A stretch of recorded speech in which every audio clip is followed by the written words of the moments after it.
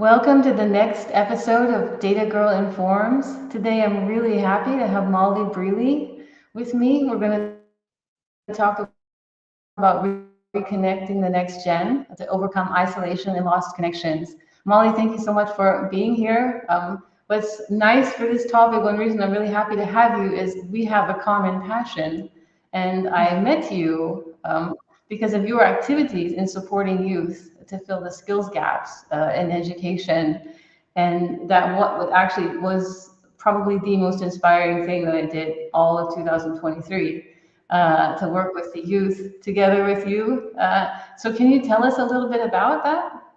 Yeah, thanks, Angie, and thanks so much for having me today. Really looking forward to our conversation. What you were just talking about there was Flotter. So I founded Flotter, Future Leaders of Tomorrow Amplified, with a co-founder, Freddie, a couple of years back, and it's all around the entrepreneurial and essential skills for the next gen specifically. And the vision is around empowering the next gen to realize their full potential by really amplifying and progressing their career outcomes and really preparing them for the future world of work and equipping them with entrepreneurial and life skills.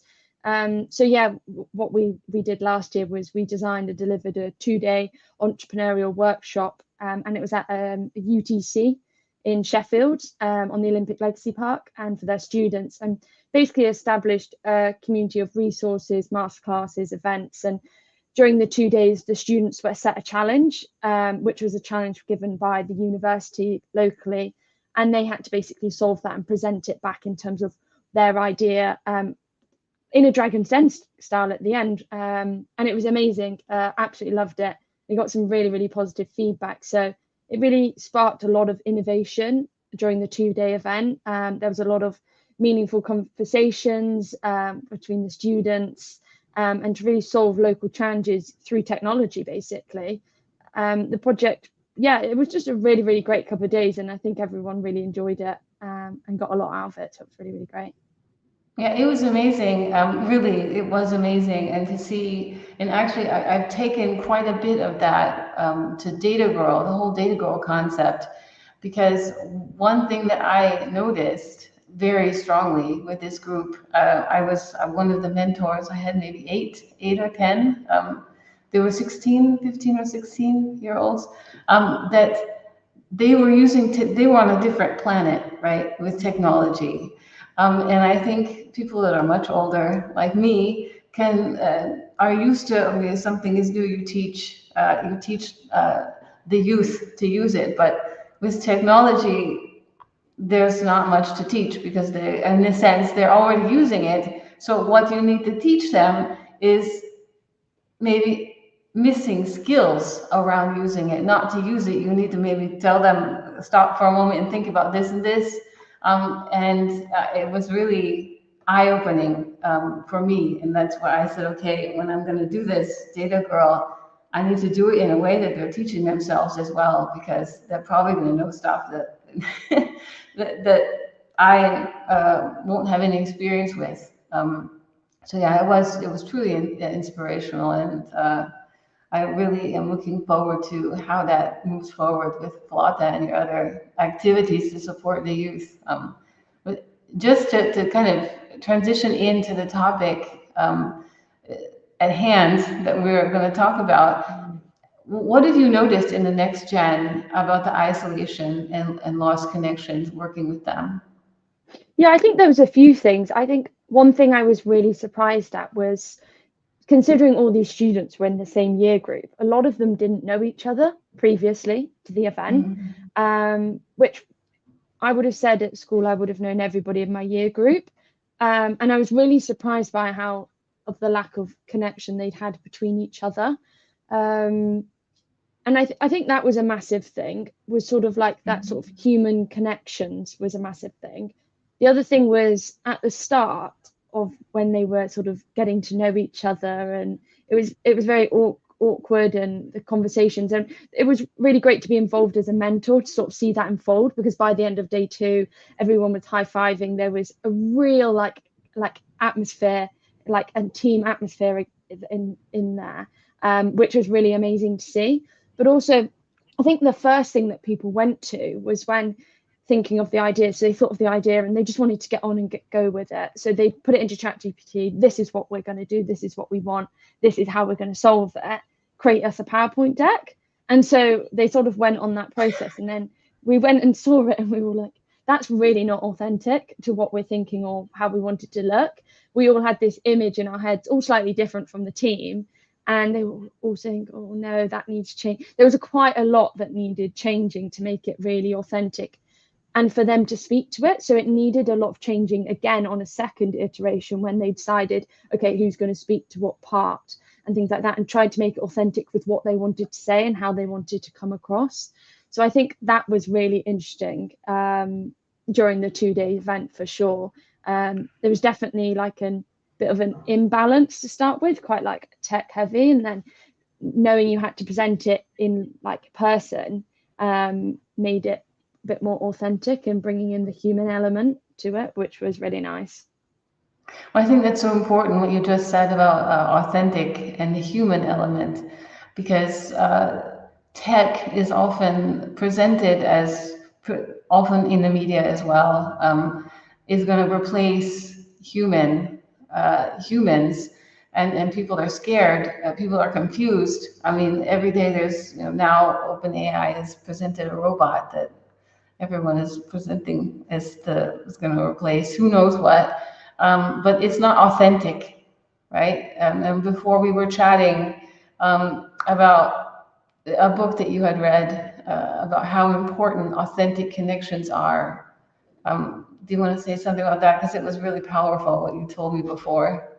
Yeah, so it was a book I was reading from Johann Hari, and it was all around, I think the title was Lost Connections, but it was always, he was sort of discussing and arguing about depression, basically. He was talking about it being like a chemical imbalance, but really the influence was a lot broader in sort of social and in environmental factors. And these are all like loneliness, like that sort of disconnection from meaningful work, like a lack of community, that all sort of relate to this human connection and how that can really have an effect on mental well-being, which was basically what it all came to, and how you need to build strong communities, make work or rethink how your work culture or prioritize meaningful working environments or outside of work to like prioritize your mental well-being, and sort of like how you go back from lost connections, because in society now, in like, it's really easy to have those lost connections and just go totally digital, but it's how to like strike the balance between both, which is really interesting. It was a really great read. Thank you. I mean, what I always ask myself is, obviously I was pretty old by the time I had a first dumb phone, much to talk about smartphones, but the next gen, the younger generation, do they, in your experience, see digital connections as non-authentic, or the communities that are built there, do they feel the difference? Obviously, can't be compared to someone who lived many years without it, but how do you feel that they see that in terms of potential replacement? Do they, or not? I think it's an interesting one. I mean, definitely I saw it from going into the schools that prior there was like almost a lack of community, but from bringing those groups together, there was definitely a community by the end of it, and there was so much enjoyment that they got out of it. So for instance, when they first came in, people were on their phones. By the end of it, there were no phones. Everybody was socializing, chatting, having lunch together, all those sorts of things. So I think they all felt a difference, and then even that they had the confidence from that experience going into school and saying hi to other people that aren't in their sort of specific subject areas and things like that. So I think it has bolstered a confidence piece, but I think there's definitely a balance between both of them, and I think that's something that's quite overlooked, is that there's a lot of things around like how to use technology and things like that, and it's really important to use it safely, and I think there's a lot more that can be done around how to use the digital space but in a safe manner, but also in terms of it's also really overlooked into the soft skills, so like how to communicate, and like how like empathy and all those things, because a lot of the students really struggled and like really didn't want to be involved and got really nervous over the thought of doing the pitch presentation. And that's that sort of like in-person piece that I'd say there's a lot less confidence in, and that's really like a life essential skill that I know a lot of the time it's considered a soft skill, but it is an essential skill.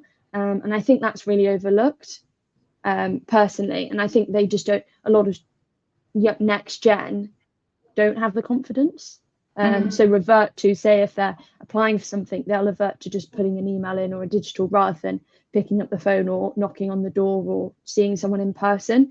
I think it seems like a more natural approach to just send an email rather than to sort of have a conversation. That's true. That's a good point. I mean, the way that they just blossomed, as you said, in 2 days, every one of them, you you saw these potential presidents of state really who were doing the present day. Really, it was amazing. Yeah. And actually, what was the most powerful was how simple it was.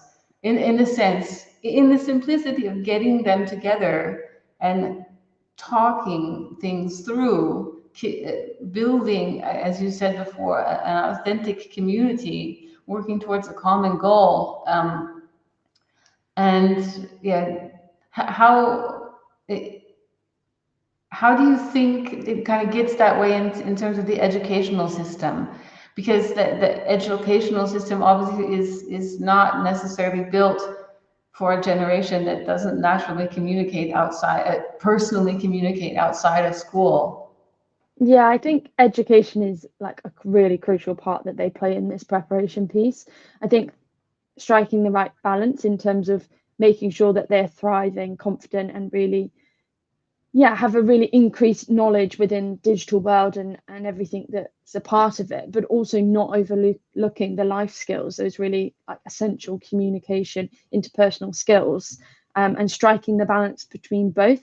And I think it's all around so that the students come away from school confident that they can forge like these meaningful connections, whether it be online or offline, because it can be done on both and it really is powerful, but it's being able to do it on both. Because it is, yeah, they're both essential in navigating the next steps of what they want to do and their purpose of where they're going to take after school, basically. Yeah. Mhm. Yeah, I mean, exactly. I think just getting them talking more, communicating more.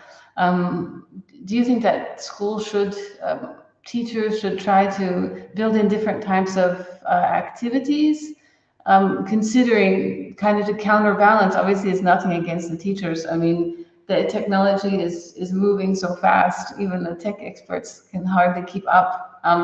What do you think teachers and parents, in your view, your experience, can do considering limited resources and energy to help reconnect the next gen?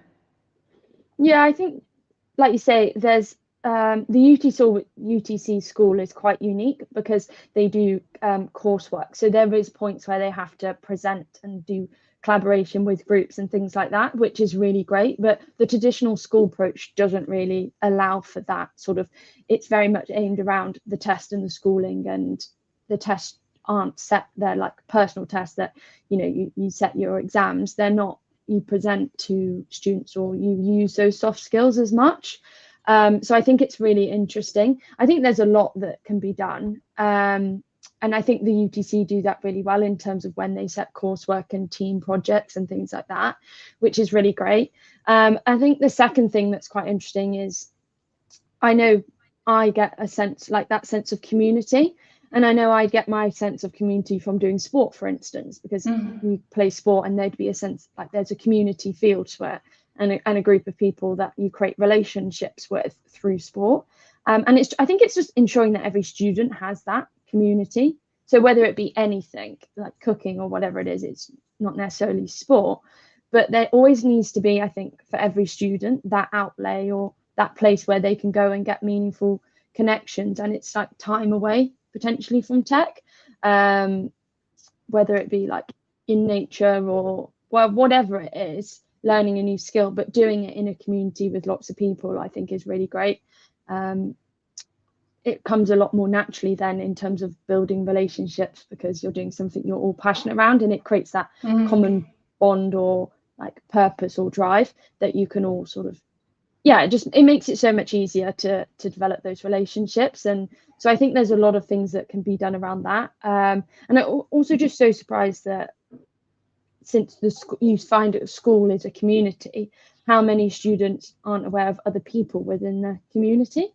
And so how can you foster those together and bring different groups of people into different events, like the 2-day workshop we did? It's bringing people from 3 different courses and having a mix of each, like people from each course, which was really nice in terms of like creating more relationships. So I think, there's quite a lot that can be done. It's just, navigating. It's going to be different for every student. You want to make sure that, it's the right fit for them and not too far out their comfort zone, but something they're going to enjoy and get something out of. I think that's an excellent point, actually, what you said about needing a community and a group that you belong to. It used to be back in the day that people said you have to do these like other activities, non-academic activities, so you can build your resume, you can make friends, you can build your personality. But I feel now it has a completely different weight, because now, as you said before, it's actually a life skill. Like I don't know how a person can really prosper, even survive with the proper mental health in such a tech-heavy world, where there's so much. Even I've seen some posting on LinkedIn about even the AI chatbots are starting to call the users back and connect to WhatsApp and do very worrying things. So I really think it's got a whole new weight now to keeping them connected to the offline world and the world around them. Yeah, I definitely agree. I think, like you say, there's a whole new meaning to it. Seeing as so many people work remotely and from home and things like that, there's a whole new meaning in terms of using and doing the things that bring you joy, and finding those things that are really good for your mental well-being, that are mixed with the human interaction. I know that I work from home and I have to make a real conscious effort to join clubs, to do different sports, to get out and meet people. Otherwise, I could just stay at home. And that's just not going to keep me happy. I must admit, I love going to be seeing people and things like that. So you have to make a real effort to go and do those things. But you know that that how much you always come away happy that you've done it, if that makes sense. It's really interesting, because I think it's also not just NexGen, but like a whole host of people that you get sort of stuck in your cycle. But you need to make sure that you make time for those connections and people. And again, that can be done online as well, but there is a real need for also and a place for in-person interactions. I think online, one thing that I feel I was thinking about the other day is the competition is almost not fair, because online everything is personalized. Actually, it's not almost, it actually is unfair. Like, everything is personalized, so it's going to give you exactly what it thinks you like to keep you there, and the real world can't offer you that. Like, but so it's really, you have to take a step back and see what life is like when you don't have always everything you want put on a silver plate, so to speak. So I think that's one really important reason to, kind of like an only child that always gets what they want from their parents. Throw them into children's groups early so they can. I think that's really great. Thank you. Is there anything else that you think, especially in terms of AI, as a kind of a final thought?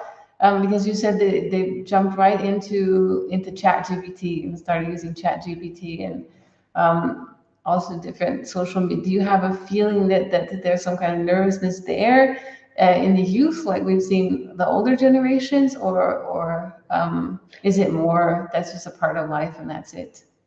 Yeah, I think there was a real mix, if I'm honest. There was two students in particular that I'm thinking about in the group that jumped straight into tech and, okay, let's get ChatGPT to do the PowerPoint and things like that. And then there was other students that wanted to think about the plan more, be a bit more strategic, and then put in really meaningful in terms of what they wanted out of the ChatGPT and to work with the ChatGPT as much as they wanted. And some people didn't touch it at all, which is quite interesting. So there was a real diverse mix, and I think that came from as well from the students, because a quarter of the students were tech students and a quarter were health and then a quarter was sport. And a lot of the sports students, because they're out there playing sport, it's a very like in-person course and engagement, that they were all really happy to chat and just discuss it, and we're quite a lot of the time with the students that wanted to present. The tech students just want to get on and go straight away and just get it done.